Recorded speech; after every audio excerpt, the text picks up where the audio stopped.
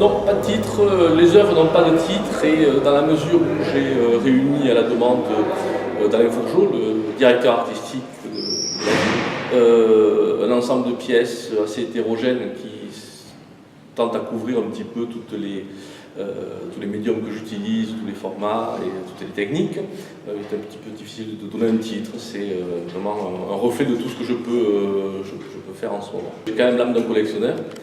Bon, j'ai gardé beaucoup de choses de mon enfance qui ressortent dans mon travail et c'est avec beaucoup de bonheur que ça se passe comme ça. Donc, et notamment la collection. C'est vrai que petit, je collectionnais des tas de choses. Je sortais les fossiles, les minéraux, ça a été les timbres, ça a été les porte-clés, ça a été des tas de choses, bien sûr, des coquillages. Et donc, dans cette idée de collection, j'ai entamé une collection, on va dire, de bois flottés. Ça a été la première matière avec laquelle j'ai travaillé, donc ce plaisir et ce bonheur s'est révélé lors de ma première année de l'école des Beaux-Arts. J'avais donc 16 ans, j'étais à Perpignan. Et je me suis intéressé, enfin j'avais envie de matière. Et donc très vite, quand j'habite au bord de la mer, je me suis questionné sur ce que je pouvais récupérer, qui ne coûtait rien, abondant. Donc bien sûr, facilité, je me suis un peu vautré dans l'idée des bois flottés. Mais j'ai voulu pas tomber dans le poncif et j'ai préféré procéder un peu différemment que ce que font les gens en général, c'est-à-dire on va ramasser des bois flottés sur la plage mais qui ont des formes anecdotiques qui vont rappeler une tête de serpent, un mouton, un animal, un truc, un machin. Moi je suis parti plutôt sur des bois techniques, donc on était sur le côté archéologie qui est aussi une passion, donc je vais récupérer les traces de l'homme, de sa présence, de son activité à travers des bois qui ont été peu importe, maison, bateau, outils, voilà.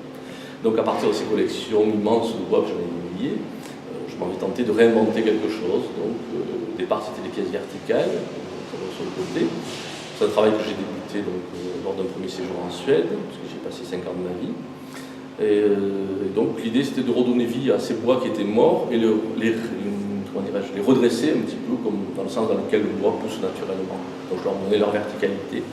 Alors on parlait de totem, c'est vrai que c'est un nom qui vient vite à la bouche, mais je ne les appelle pas comme ça, parce que ça renverrait immédiatement à une notion africaine ou ethnique qui n'est pas le propos, puisque comme je vous disais, le premier que j'ai réalisé c'était en Suède, donc on est loin de toute africanité.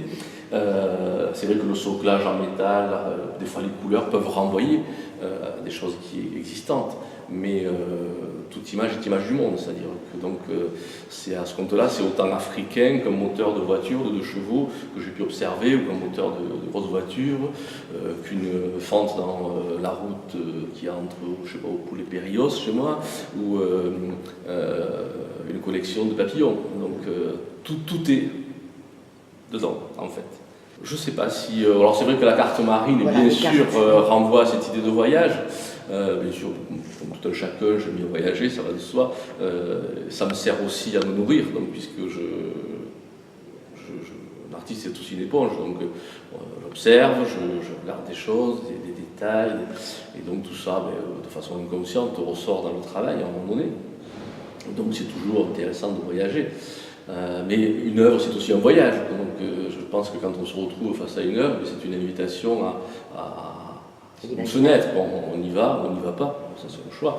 Mais si on adhère à ce que l'artiste propose, eh bien c'est une invitation à s'embarquer quelque part. Voilà. Bon, de tout temps, depuis très jeune, j'ai été versé donc, dans des choses abstraites, donc figuratives, et attiré par ça, justement, par la possibilité immense que ça proposait. C'était pas figé, c'est un langage ouvert, et ça permet donc au regardeur de mettre ce qu'il a en lui ou en elle, de se projeter dans l'œuvre. C'est pour ça qu'il n'y a pas de titre, puisque le titre déjà va donner une piste, donc c'est après comme... c'est chacun d'interpréter. Voilà, on va essayer de trouver un lien, de savoir pourquoi, comment, de comprendre des choses à comprendre finalement. Sinon je ferai de la littérature.